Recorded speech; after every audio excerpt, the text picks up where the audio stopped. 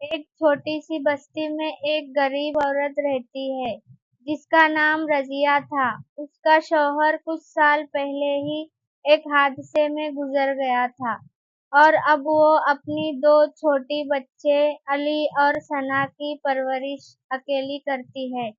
اس کے گھر کی حالت نازک تھا، لیکن رضیہ کے دل میں اپنے بچوں کے لیے محبت اور بے پناہ ہمت تھی۔ رضیہ ہر صبح اپنے بچوں کو اسکول بھیجتی، پھر گھر کے چھوٹے موٹے کاموں میں ایک ساتھ ایک سلائی کا کام بھی کرتی۔ وہ گلیوں میں کپڑے سلانے کا کام لے کر دور دور تک جاتی تھی، لیکن اس کی کمائی اتنی نہ ہوتی کہ گھر کے خرچے آسانی سے چل سکے۔ کبھی کبھی تو اس کا رات کا کھانا بھی نہیں ملتا، لیکن اپنے بچوں کے لیے وہ کبھی شکایت نہیں کرتی۔ ایک دن جب وہ رضیہ بازار میں کپڑے کا کام دے کر واپس اپنے گھر آ رہی تھی تو راستے میں ایک امیر شخص کے گھر سے سامنے سے گزر رہی تھی۔ اس شخص کا نام احمد تھا، جو ایک کامیاب تاجر تھا۔ احمد نے رضیہ کو دیکھا، جو پسینے میں ڈوبی ہوئی اور تھکی تھکی سی چل رہی تھی۔ اس نے رضیہ کو روکا اور کہا، "بہن، تمہاری حالت دیکھ کر دل دکھتا ہے۔ تمہاری مدد کرنے کا من کرتا ہے، لیکن سمجھ نہیں آتا کیسے کروں۔"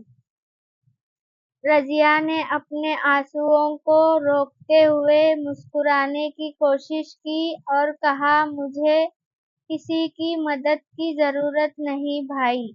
میں اپنے بچوں کے لیے اپنی قسمت سے لڑ رہی ہوں۔ بس دعا کرنا کہ میری محنت رنگ لائے۔"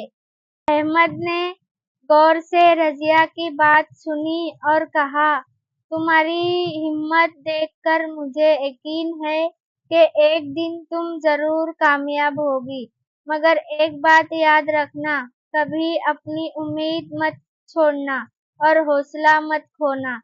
قسمت کبھی کبھی دیر سے ہی صحیح، لیکن محنت کا پھل ضرور دیتی ہے۔" یہ بات رضیہ کے دل میں گھر کر گئی۔ اس دن سے رضیہ نے اپنی کوشش اور بڑھا دی۔ جب بھی وہ تھکتی یا نا امید ہوتی تو احمد کی بات یاد کر کے اپنے بچوں کی خوشی کے لیے مزید محنت کرتی۔ دھیرے دھیرے رضیہ کا سلائی کا کام بڑھتا گیا، گھر میں پیسوں کی کمی دور ہونے لگی اور اس کے بچے بھی زیادہ خوشی سے رہنے لگے۔ ایک سال بعد رضیہ کا سلائی کا چھوٹا سا کام اتنا بڑھ گیا کہ اس نے اپنی ایک چھوٹی سی دکان کھولی۔ اس نے اپنے بچوں کو ایک اچھی زندگی دی اور اپنی ہمت اور محنت کی وجہ سے ایک مثال بن گئی۔ لوگ اس کی کہانی کو سن کر اپنی زندگی میں امید اور حوصلہ پاتے ہیں۔ اس کہانی کا پیغام یہ ہے کہ